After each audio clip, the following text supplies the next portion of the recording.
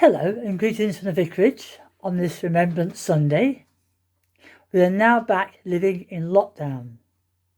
Did this come as a surprise to you, or were you like me and was half expecting it to happen?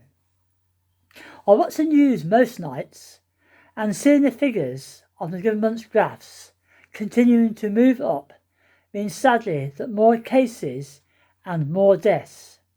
And so I think the Prime Minister had little choice in calling a second lockdown. The church has come off slightly better this time, inasmuch that we can open for private prayer and continue to hold funerals in the church. St Mary's remains open between 10 a.m. and 2 p.m. for private prayer, but sadly no Sunday services for the time being. This morning there will be an act of remembrance at the War Memorial in the churchyard, where I shall read out all the names of those who gave their lives during the wars from this village and from our own relations. I have decided to cancel the parade as it might be difficult to maintain safe and social distancing. Our Bible readings for today are from St Paul's letter to the Romans, chapter 8, verse 31 to the end, and from John's Gospel, chapter 15, verse 9 to 17. I know that for many of us, today will be especially poignant as we think about members of our own families who died fighting for our freedom. I have a great uncle who died just outside the town of Albert in France at the age of 23 on the 14th of July 1916.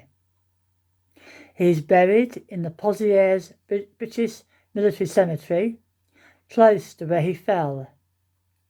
This is a place I have visited on many occasions, and one particular occasion was the 100th year of his anniversary of his death, and I visited there with one of my sons.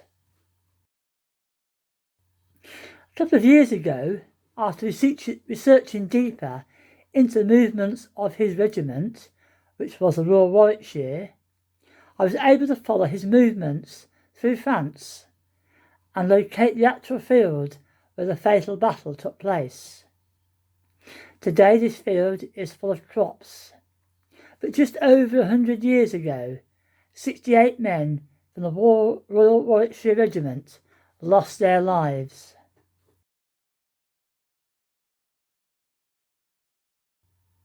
Now I know that most families were affected, and you will all have similar accounts of your loved ones who went off to war and either came back injured and or suffering from what they had experienced, or for many, suffering the great pain of hearing their loved ones had died somewhere abroad. Today we not only remember them, but we give thanks for their great sacrifice for us. If you remember, Jesus said, "No one has greater love than this, to lay down one's life for one's friend." Following the Prime Minister's announcement, all the clergy received a letter from the two archbishops and the Bishop of London, backed by our own bishops, encouraging us all to pray and call everyone to prayer, especially during this month. This reminded me of a short film that I watched some time ago about Dunkirk during the Second World War. It's titled God's Miracle at Dunkirk. As this is Remembrance Sunday, and we're remembering the great sacrifice made by so many during the wars, it seems appropriate to tell you a little bit about it. We all know roughly what happened at Dunkirk, but through time some of the bits have been lost. In May 1940, the German army had surrounded the British army and pushed them back almost to the coast, near to Dunkirk. It was estimated that if an operation were launched to bring the soldiers home, only a very few would be rescued, with the rest being killed. King George VI did something that had hardly ever been done before. He called for a national day of prayer and appealed to the nation to pray.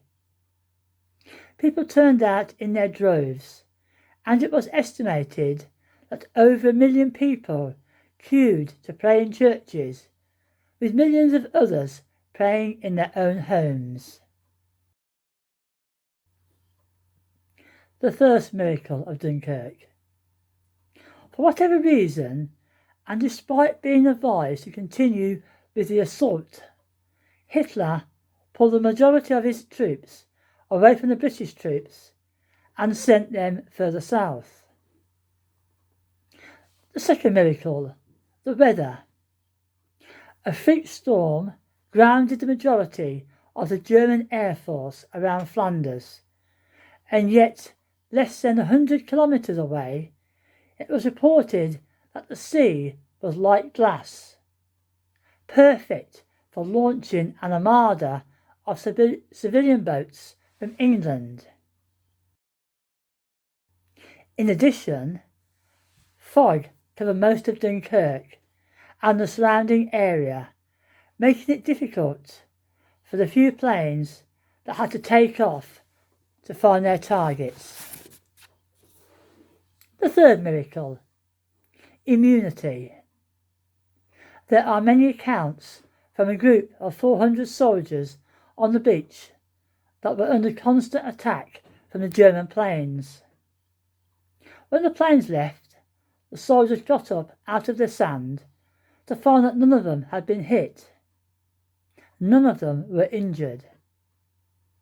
A chaplain was part of the group and reported that when he heard the planes coming overhead, he dived into the sand and lay face down and began to pray.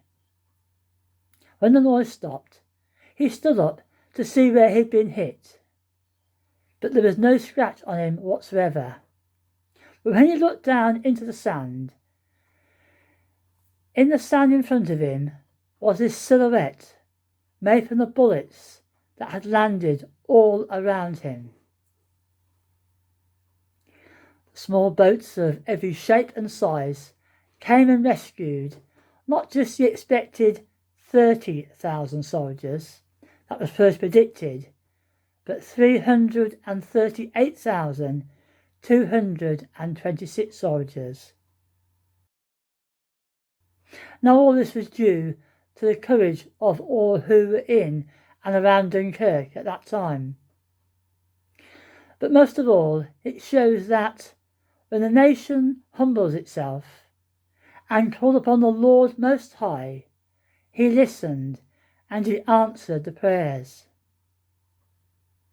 God is alive today, and he listens to our prayers, and he answers our prayers.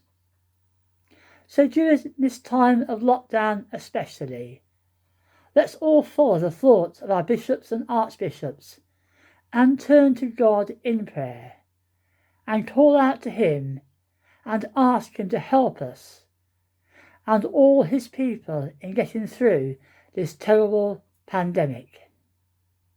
Amen.